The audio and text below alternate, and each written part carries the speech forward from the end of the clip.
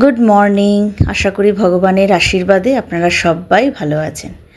আজকে অনেক দিন পরে ছাদে একটু জামা কাপড় মেলতে আসলাম। আসলে ছাদে তো এখন খুব একটা আসা হয় না, রোজই কোনো না কোনো সময় বৃষ্টি আসে। তো আজকে একদম সকাল থেকেই পুরো একদম টান টান রোদ, এত রোদের তেজ যে ছাদের গাছগুলো এসে দেখলাম একদম নেতিয়ে গেছে। তো যা হয়, এক ঢিলে দুই পাখি, জামা কাপড়ও মেলা হবে আর গাছে একটু জলও দেওয়া হবে। নতুবা তো তিনতলার ছাদে তো রোজ রোজ আসতে পারি না। আর সেই সুযোগে গাছগুলো তো দেখতে পাচ্ছেন, পাতাগুলো দেখুন একদম নেতিয়ে গেছে। সেই জন্য ভাবলাম একদম জল ঠল দিয়েই নিচে চলে যাব। আর এই দেখুন, আমি এই জিনিসটা মেশো থেকে কিনেছি। 10-15 দিন হবে, তার বেশি ছাড়া কম না। আমি একটা ব্যবহার করি, সারা বাড়িতে ধূপধুনোর গন্ধ সকাল সকাল দিতে কী যে ভালো লাগে। আর যেহেতু সকাল সকাল আমার বাসি জামা কাপড়ও ছাড়া হয়ে যায়, ছাদ থেকে ফুলও নিয়ে আসি, তো ভাবি এই যে ধূপধুনোর গন্ধটা সকালবেলা দিলে নিজের মনটাও বেশ ভালো লাগে আর পরিবেশটাও খুব ভালো হয়ে যায়। আর এই যে ঠাকুরের চরণে ফুলগুলো দিলাম, আর এই যে দেখুন কি ভালো লাগছে।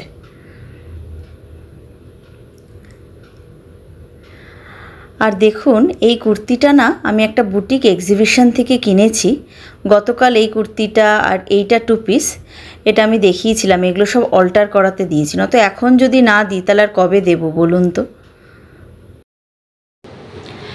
এতক্ষণ পরে আপনাদের সামনে এসে বসতে পারলাম, সব কাজকর্ম সেরে রান্নাও কিছুটা বসিয়ে দিয়েছি। আর ভাবছেন লিপস্টিক পরে বসেছে কেন, সেটা পরে বলছি। আর 2-3টে দিন একটু আপসেট ছিলাম, যাই হোক কোনো না কোনো কারণে। তো তারপরে মনকে বোঝালাম যে না, আপসেট থেকে লাভ নেই বা দুঃখ কষ্ট আঁকড়ে ধরেও লাভ নেই, কারণ সামনে এখন পুজো। আর এখনই যদি আমি এত দুঃখ কষ্ট নিয়ে আঁকড়ে ধরে থাকি, তাহলে আগামী দিনে আমি আমার মেয়েকে নিয়ে লড়বো কী করে, বা মেয়েকে নিয়ে এগোবোই বা কী করে।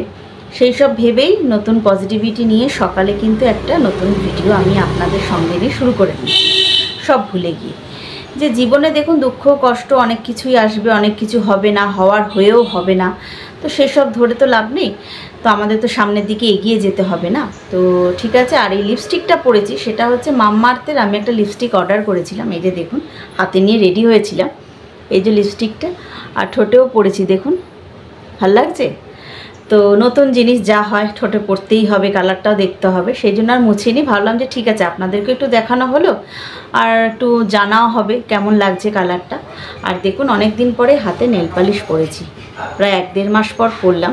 1 মাস তো হবে, নখগুলো একটু বড় করেছি তো সেই জন্য। আর যে কালারটা ঠোঁটে পড়েছে, এই যে দেখুন, এই যে কালারটা।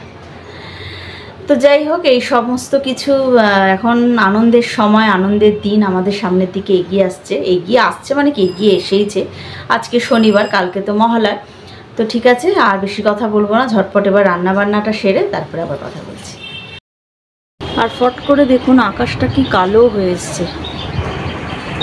আর এই যে যাই হোক বাবা, কালো করে এসছে ঠিকই, মানে সকাল সকাল রোদ ছিল বলে জামা কাপড়গুলো সব শুকিয়ে গেছে। এবার এগুলোকে ভাঁজ করবার চলুন।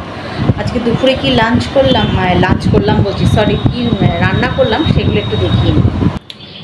এই যে দেখুন, আজকে রান্না করেছি পটল, সর্ষে পোস্ত, ভেন্ডি ভাজা আর চিংড়ি মাছ দিয়ে আলু দিয়ে রসা। একটু ঝোল রেখেছি, যেহেতু আজকে ডাল করিনি তো, আর ভাত। এই আজকে রান্না করেছি।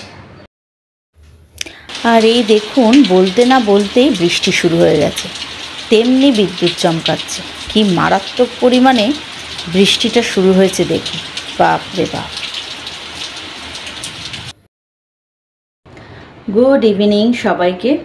আর দুপুরের পরে আর কথাও হয়নি, আমাদের এখানে প্রচণ্ড বৃষ্টি, প্রচণ্ড বিদ্যুৎ চমকানো, আর বলবেন না, সেই জন্য সব কিছু অফ করে রেখেছিলাম, আর কথাও হয়নি। তারপরে 5-10 মিনিটের জন্য কারেন্টও চলে গেছিলো, এত বিদ্যুৎ চমকাচ্ছিল। আমি তো ভাবলাম যা হয়ে গেল।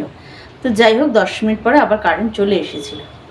তো আমি একটু বেরোচ্ছি বিকালবেলা, এখন ঘড়ির কাঁটা 6:45 বাজে, আর এখন 5:30 বাজতে না বাজতেই সন্ধ্যা লেগে যায়। আর দেখুন, আমি একটা এরকম একটা 3 পিস পরেছি, আপনাদেরকে দেখাই। এই যে ঠিক দেখতে এরকম, ভাল লাগছে, দাঁড়ান একটু কাছের থেকে দেখাই। দেখুন দেখতে ঠিক এরকম 3 পিসটা। আর পেছনেও এটার ব্যাক সাইডেও কাজ করা আছে, দেখেছেন, ব্যাক সাইডেও কাজ করা আছে। তো ঠিক আছে, আজকের ভিডিওটা তাহলে এই অবধি রাখলাম। যদি ভিডিওটা ভালো লাগে তাহলে কিন্তু অবশ্যই আমার চ্যানেলটাকে সাবস্ক্রাইব করে দেবেন, লাইক করে দেবেন, কমেন্ট বক্সে কিন্তু জানাবেন ভিডিওটা কেমন লাগছে। আর হ্যাঁ, আজকে তো শনিবার, রাত পোয়ালেই কালকে হচ্ছে মহালয়া।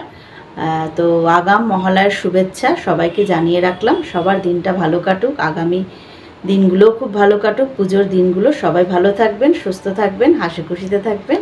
টাটা।